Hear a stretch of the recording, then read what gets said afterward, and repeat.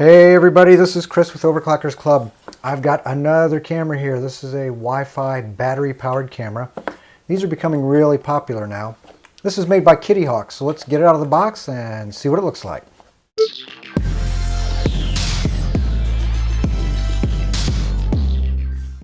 So I just reviewed a nice pan-tilt zoom camera from Kittyhok, and I really liked it, so it'll be interesting to see if we have the same fit and finish here, and I suspect we will. So there's a little instruction manual.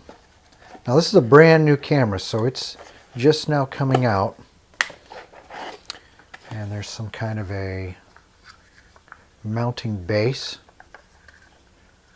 Sort of odd looking. I'll have to take a look at the instructions and see exactly how that mounts. Over here, there's some sort of a double-sided sticky mounting base there, like a double-sided tape. Yep. Some anchors, some screws. There's a little reset key there that's used to reset the camera, and a little USB power cable, charging cable. And then camera itself, which is kind of stuck in there. I guess I'll just pull that whole cardboard piece out. Ah, there we go. Okay, nothing else in the box.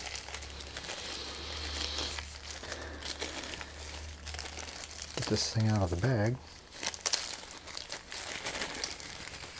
All right, so there it is. And it's decent size. It's about the size of a baseball, kind of odd shaped, but so you got a lens, looks like your typical daylight sensor, speaker, and on the bottom, can't tell if that opens or not. That looks like, yep. So you've got a slot for an SD card, which is not included. There's your USB charging port, and then this over here is usually like a reset button that you can push to reset the camera, and this is like a weatherproof seal there. You want to make sure that's pushed in so that you can keep the moisture out. And this on the back, okay,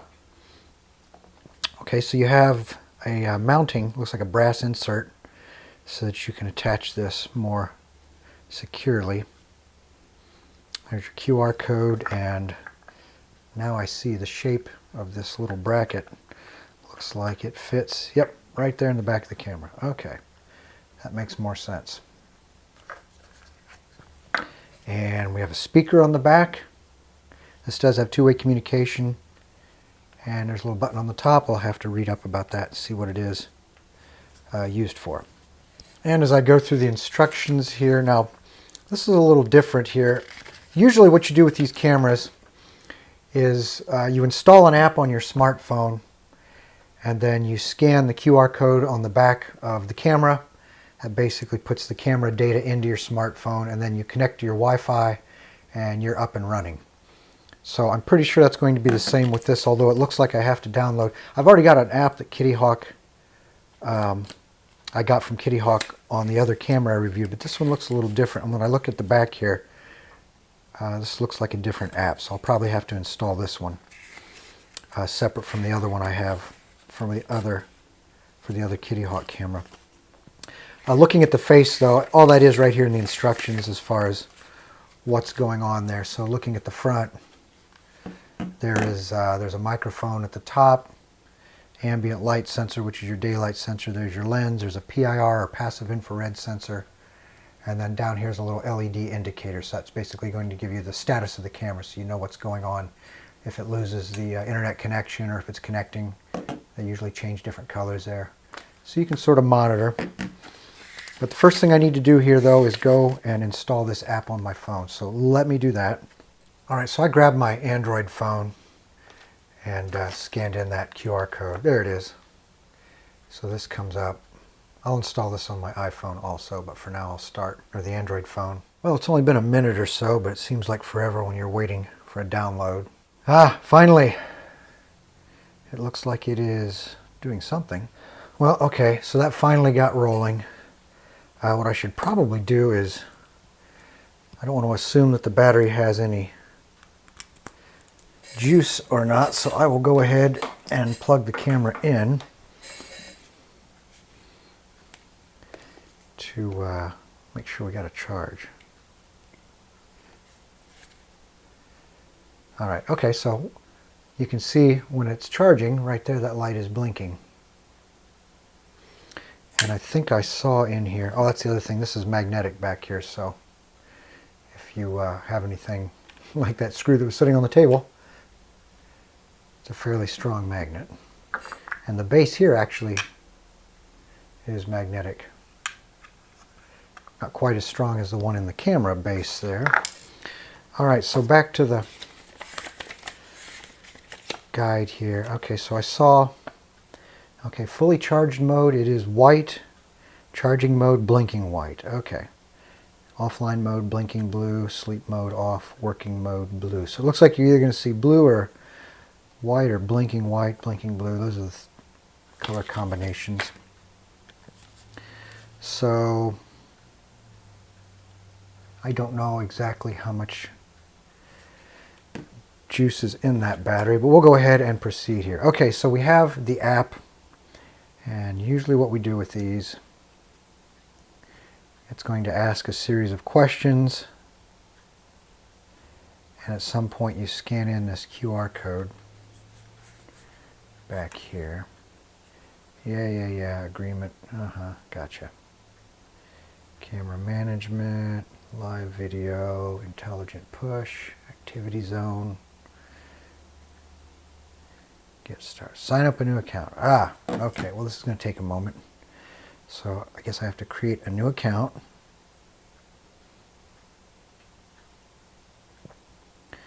All right. Well, let me do this real quick here, and I'll be right back. All right. So after you select your country and put in your email address that you want to use for the new account, it sends you a verification code. So I've got to go ahead and put that in. And after you put the verification code in, it takes you to the create password screen. So I will do that here real quick. All right, so I got my new password in there. Now we have to select which camera it is. Looks like we have quite a variety here. I think it kind of looks like, let's see, which one is it? Kind of looks like this one here.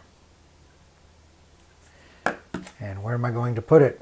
Well, I guess it doesn't really matter. Front door, garden, office. All right, let's just say office. All right, and this is where I put in my Wi-Fi network. I filled in the Wi-Fi information.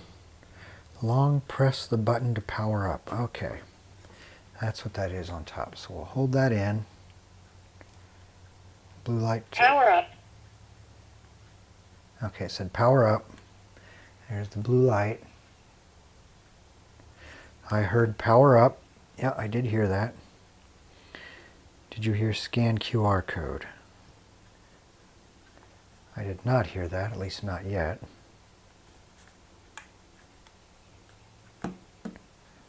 So let's just see. Double click the button to scan. Okay. Scan QR code. Ah, there we go. Okay. So now you get the camera. I heard... Scan QR code. Oh, wait. Okay. Oh, I see. The camera. Scan success. There we go.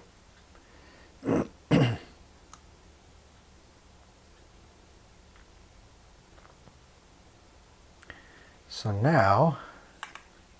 Wi-Fi connected. There we go. Wi-Fi connected. And let's see. So we'll put it right there. Finish adding camera. Sure, why not? Cloud recording, free trial, 30 days, okay. Firmware update is required, right there. So let's go to settings. can figure out where.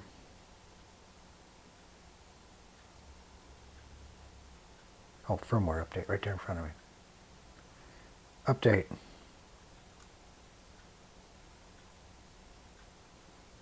Upgrade in process. Alright, so this may take a moment. Oh, not too bad. It is starting. Sometimes these firmware updates can take a while, and other times they don't. So we'll be right back.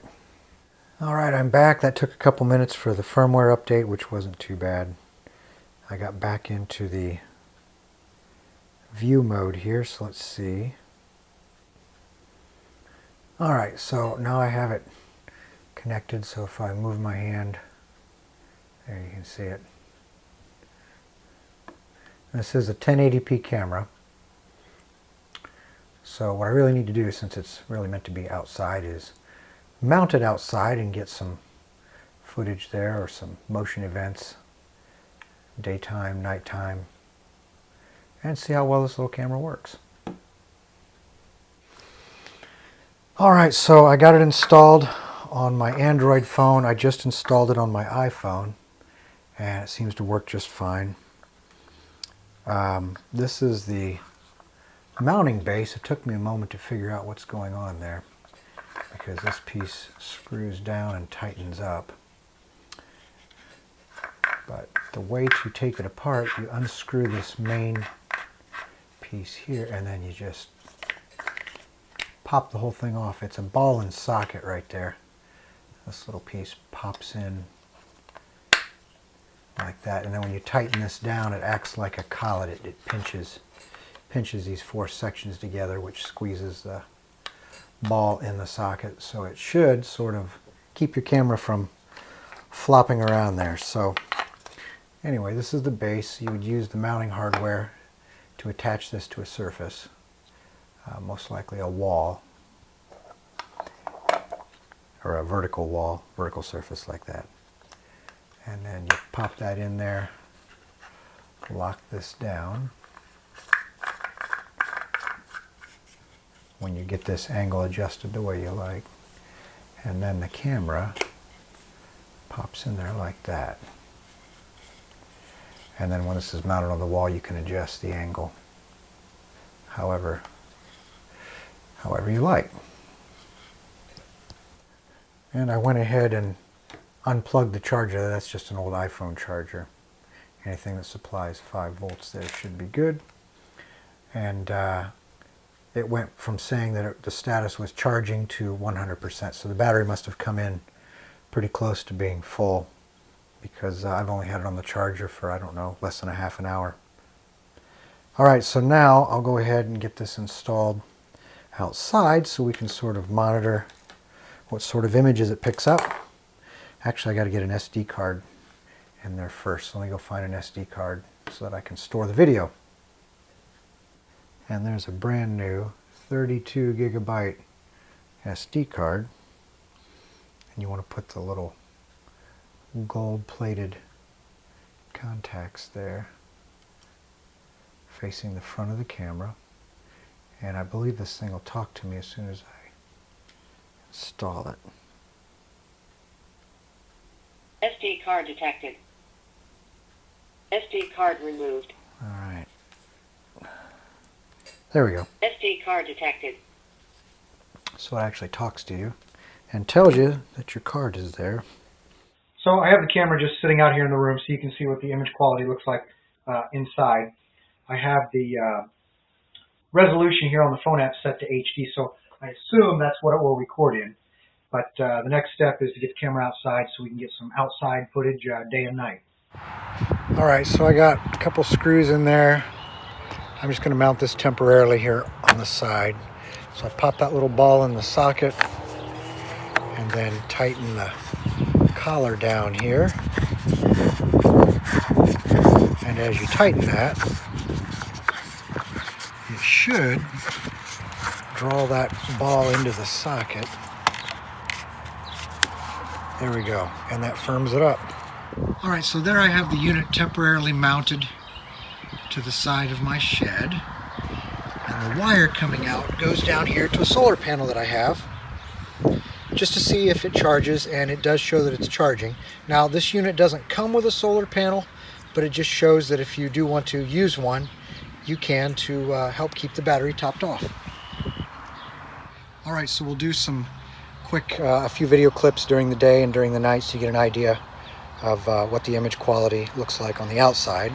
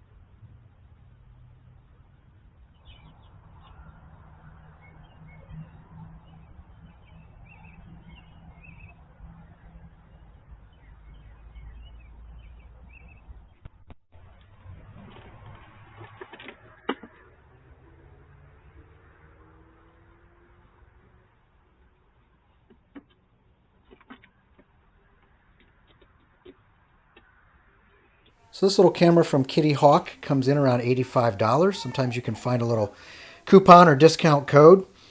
But the thing to keep in mind with any battery-powered camera is you need to be careful where you put it. If you put it somewhere where there's a lot of traffic, it's going to be triggering a lot, and it will chew through the battery faster. So you really want to think about a supplemental solar panel to keep the battery topped off. These are really ideal for an area that doesn't get a lot of traffic, human traffic, car traffic, to where it's not being tripped all the time. So you put these in a place where it's not convenient to put a regular wired camera or a camera that requires power from an outlet, but you need the convenience of basically being completely wire-free.